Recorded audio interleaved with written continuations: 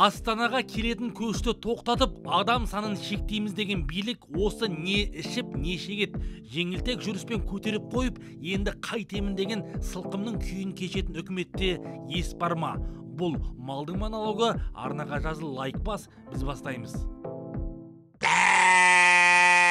Астанаға жылдар бойы бар халықтың салығы өзен болып құйылды. Өлместің күйін кешкен өзге өңірге биліктің түкіргені бар.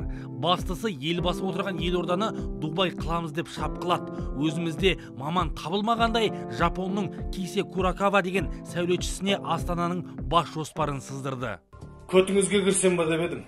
Ол әпенді бәрін бүлдіргеніне енді көз жетіп жатыр. Жапан далаға жаңадан салынған шаһардың көшелері тар, арық жүйесі жоқ, су тапшы. Кім кінәлі? Соған жауапты шенеуніктер әлі билікте жүрсе де, ешкім жауапқа тартылмай келеді. Көрініп тұрмын ба не? Еңбек министрлігі енді Астананы батқан боқтан шығарудың жалғыз жолы көшіп келетіндерді шектеу деп айдаспаннан бірақ шығарды. Тіпті қыркүйектен бастап қалаға кімдер кіре алатынының тізімін жасамақ. Бұл бірінші кезекте адам құқығын таптау болып табылатыны қаперлеріне кіріп шықпайды. Конституция бойынша біз әр кезде әр жаққа көшіп қонуға еріктіміз. Кез келген мына қолданысқа енгізілмек болып жатқан шаралардың барлығы бірінші кезекте біздің конституциялық құқықтарымызды шектемеу керек.